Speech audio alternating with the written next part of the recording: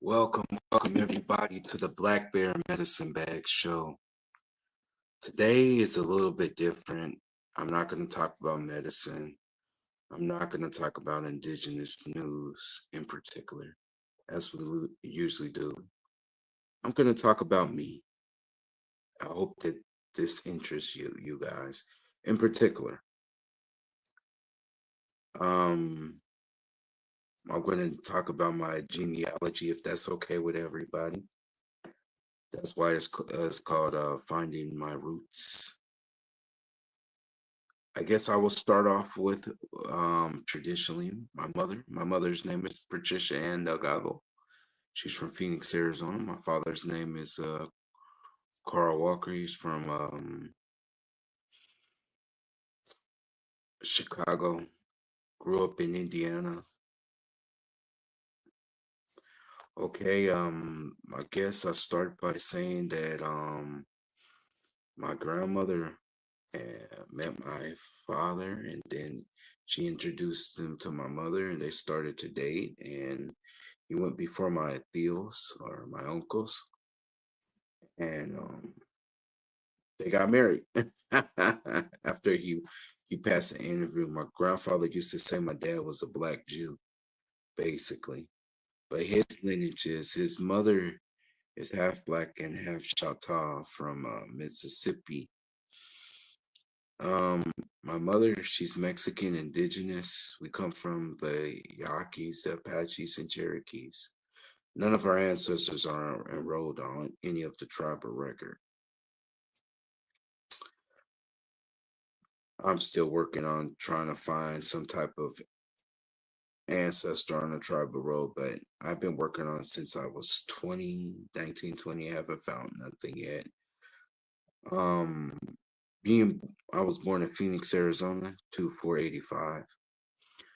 Growing up predominantly being both black and Mexican indigenous, it was quite a challenge for a lot of times. I was fully accepted in the black world. The black culture, the music, the dance, going to a black school. But the other side of me, when I went to Arizona, it was interesting because in Arizona, everybody was Mexican or half Mexican, indigenous. We all knew that we were indigenous people. There was no question. I mean, we were on the land of our ancestors. And all the tribes around us, you have the Pima, the Maricopa, the different Apache tribes that's there, the Navajo, the Havapai, all of them are in Phoenix, Arizona. They come down to work because Phoenix is a very lucrative place, especially it's like Scottsdale and all of those areas where there's more money to be made than from the reservation. So a lot of people would go there for work. Now, my interaction of remember my youngest years, I remember living in Phoenix, Arizona, and there was this boy, and this is how my indigenous journey began. There was this boy named Malford. He was Dene or Navajo, and the teacher would tell him, "Oh, he's from the Navajo Reds," and She was given so much praise for him being Navajo, which was great for a Caucasian teacher at that period of time, 1990, to recognize indigenous students and black students too, because we talked about Martin Luther King, was great. But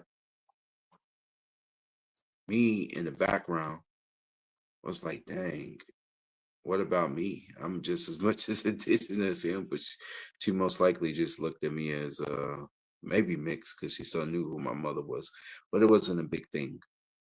So in school, we had different types of friends. I played with everybody. You know, in Arizona, it's like everybody is pretty much the same, if that makes sense to you.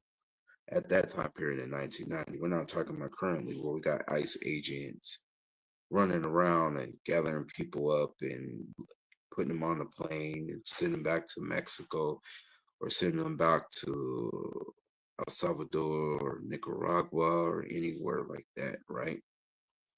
It was totally different, like it was more, I guess, since I was so young, everything was just play and nice.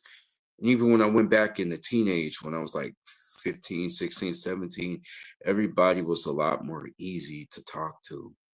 What I find here in the Midwest in Indianapolis is that even though you may be Mexican or Mexicano indigenous, um, there's a standoffishness. There's one that like, oh, we don't believe you because you look black, and oh, you could be Puerto Rican, you could be Dominican, and you could be Cuban, right? And I'm like, no, I don't come from the people. I'm from Phoenix, Arizona. I'm indigenous, Mexican Indian. In fact, to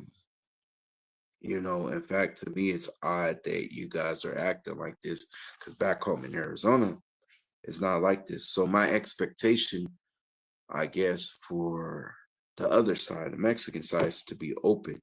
And what I find is that they are very ignorant at times. And I don't understand that. I guess that's the biggest problem with the rejection for them. I don't understand why it's like that among the ones who immigrate here in Indianapolis in particular. Because back home it's not like that. Blacks and Mexicans and indigenous people that they understand each other, they understand that they go through a lot, but we intermarry, we hang out with each other. There's no division. Like I feel like the division has caused resentment for me growing up over the years. And I even remember I'm going to tell you in Spanish because I speak Spanish outside of English. Um, I remember this one instance where I was in this one group for Mexicans and other Latinos was called Apuente, right? And this was the first time blatantly I got told you couldn't participate. It was like, oh, this is for Latino students. I was like, disculpe, mi mamá es chicana. Quiero aprender español más mejor. Tengo mi papel de nacimiento. Tú quieres mirarlo. I told her, excuse me, my mother's Mexican indigenous and Mexican American. That's the terminology. That's what Chicana's Mexican American. But we have a lot of our ancestors are connected to like the Apache, the Inde, the Navajos, Pima, Maricopa, because we've been in there so long. Like at one point in time, believe it or not, they would come steal Mexican women, and the Mexicans would go steal Native women. Now it's just easily we just intermarry with each other. There's no more stealing so much. I mean, don't get me wrong, there's still Native women that come up missing, but this is because they're doing trafficking. And we'll get to that. That'll be one of the topics that I'll cover. But back to it, back to the thing. I was so proud to show them that, hey, I got paperwork showing who my mom is and who my dad is, that I'm from Arizona. Where's your paperwork to say who you are? I know that's very wrong, but at the time it was like, how dare you to try to kick me out? And I got proof who I am. These other people have no documents to prove that They're indigenous Mexican. Who are you?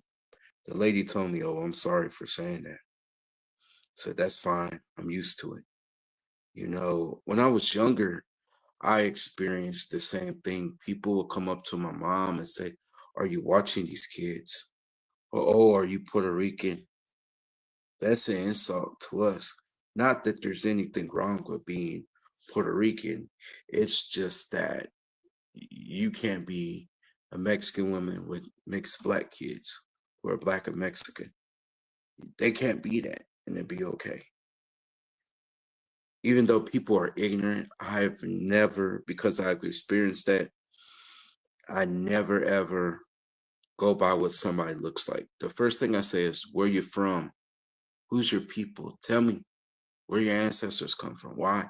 Because I don't want to ever make nobody feel like that. Don't get me wrong. I'll be like, sometimes I'll be like, well, I know he looks like he could be black or white. Maybe he's mixed like a mulatto. Like, I give the benefit of the doubt. Then say, let me see. I say a lot of times I do say, let me see about where you're from. Tell me who you are. Why? Because I don't want to cut your ancestors off. I remember a period of time when I was a kid, and I remember in a predominantly black school, how I'll be like, nah, I'm half Mexican, Indian. Well, I just say Mexican, and they'd be like, no, you're not. I'd be like, yes, I am. Like, nigga, oh, you are just a nigga, and that's it. I'd be like, hold up, you don't know me and where I come from, so you can't per se judge me on that. And then the next day, I would go take a picture and show my mom. And we're like, wow. So before there was ancestry, before there was any of these dang Callaways or these any of these dudes that be on there, there was pictures, there was knowing when you come from the land. When you really know where you come from and people try to tell you who you are, you kind of just laugh and be like, I could show you, better I could tell you. Or better yet, let me hit them up on the telephone. You know what I'm saying? Let me hit you up on the telephone. And I would do that. I mean, my people are only like a telephone away. Back in the day, I would spend money to go see them. I would work a job and I would go spend time during the Christmas time, and I would jump on a Greyhound and I would be meeting all kind of different people, Mexican people and Puerto Rican, native, black, white people traveling out there. And I would feel like so important. You know what I'm saying? This was just a beautiful journey to go from these different areas, from seeing all the flat America, going through the mountains, going back home. And I remember passing a little past the Tonto reservation. Was it Tonto? Yeah, I think it was the Tonto. I'm trying to think. It was probably the Tonto because it was up there, Fort Grant. So yeah, the Fort Grant Apache. So wherever natives that's there. I think it's some band of Apaches. It could be Tonto. Anyway, they had the sign that says, "We walk this land, so you didn't have to." I was like, dang, my ancestors were on this land too, but they were in the southeastern, the southern part of the southeastern and Sonora area more genetically. They said a region that my people are from more. I thought that was interesting that we actually had that. It's been, mixed emotions, on that side. Because at times I would like them. Sometimes I would dislike them the way they treated me. So I would want to get back for all of the disdain things. Then I came to myself and said, you can't hate yourself. You can't dislike the other side of you. Not everybody is the same, right? Not everybody is going to treat you wrong. Not everybody is going to treat you bad like that. You have to deal with people per se, individual by individual. And so when I start to look at every individual is different, whatever their life experience, whatever they went through is making up who they are, then you can't put that on a group of people and don't use other people to get back at the people you don't like. I think that the most important thing that I've learned is to go ahead and address that issue. Don't hold that issue in. Be be brave enough to deal with the issue, address the issue, so you don't hold on to that anger, that the anger that builds up hate and resentment to any group of people. Because it's not that group of people. It may be just that ignorant person that says that dumb thing, but don't think the whole group of people are against you, because they're not. Because what I realize is this stigmatism that a lot of these indigenous that these people practice in Mexico has been going on for 500 years against indigenous people, against African people. For example, I don't like the term Afro Mexicano. Why? Because there's no Afro anything, right? Like I'm Moreno, I'm brown, right? Yes, I'm descent from Africans, right? About 50% of my DNA is from Africa, right? 50, because I'm half. Actually 53, because there's some African ancestors that come through my mom's side. It's from my grandma's side. Just only and that's pretty common from current Mexicans that have 3 to 5% African ancestry. So I started to realize that I wasn't the only Moreno Mexicano or Chicano Moreno, which is a black Mexican indigenous person, that has these problems. It is goes for everybody that has the skin tone and darker in Mexico go through these type of things, because the Spanish wanted to stay on top, because what the Moors did to them, they continue to do to us, and it's a vicious cycle that has to end. And I realized that because the Spanish wanted to be dominant, they started to enslave brown people and black people around the world, right?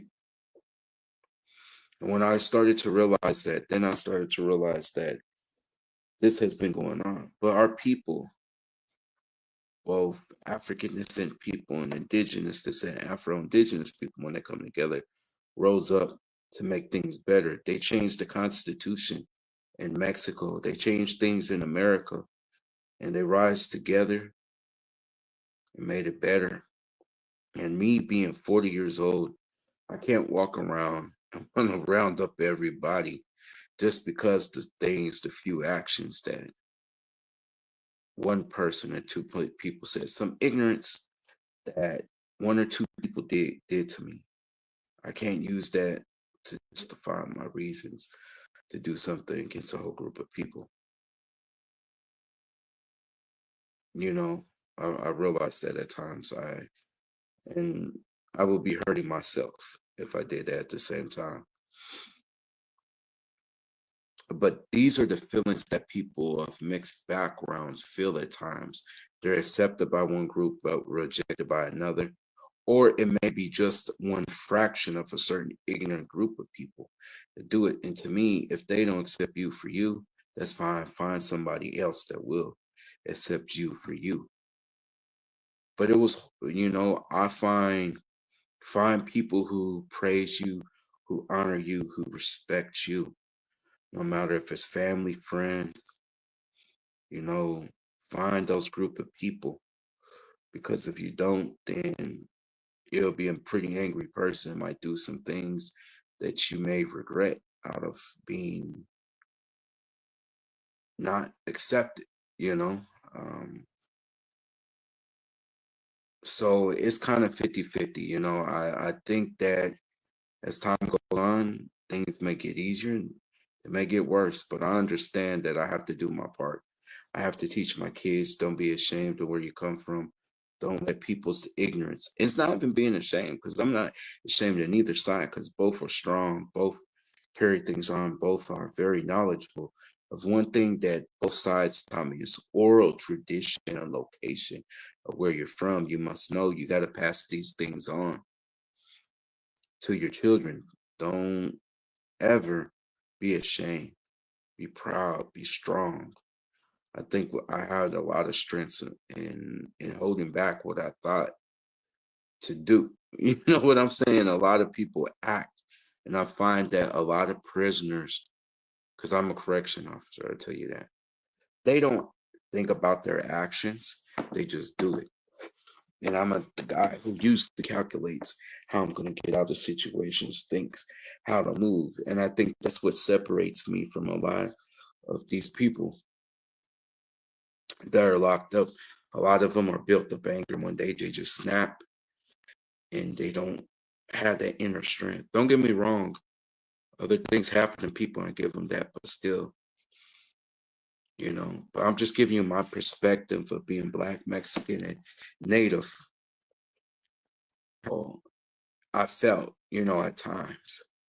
I'm giving you a perspective how it feels to be in that. A lot of people say I'm confused. I'm not confused though. I know my mom's family, I know my dad's family. I know where I'm from, I know my ancestors. The only thing that I may not know is per se is 100% the tribe that we really connect to outside of the region, right? But it's pretty close. It's not too far. For the Christian aspect, I just learned that there were people who, Jesus comes from a mixed background, right? His ancient ancestor was a Canaanite, right? And then I just found out today that Jesus may have had some Druid ancestry. That may have been possible. Everybody knows he comes from a mixed background. So it really don't really matter where you come from on a spiritual level, but on an individual level, it's important to know where you come from, know your language, learn the medicines. Everybody want to say, oh, these medicines don't work. It's not even just the thing is, it's just the idea of going out and finding things around you. Because what I've learned is that the stuff in your own environment may work better than the things that everybody says. Everybody's so quick to go to India and China, but what about the things that's outside? Well, if they could develop something in a laboratory for things, why can't they use it around? Why can't you study and develop something? I'm just saying that's what the Black Bear Medicine Bag show is figuring out things around you that's in your environment, and that you may not be able to go to the store and buy. You can find it outside, or you could grow it if you feel like the ground's poisonous. Well, this has been very therapeutic because a lot of friends have told me to do this type of show. I never did, but now that I did it, I feel good that maybe I'll do part two. I just had to come out and try this and see how it works. I hope I help somebody. Talk to you later. Till we meet again. Thank you.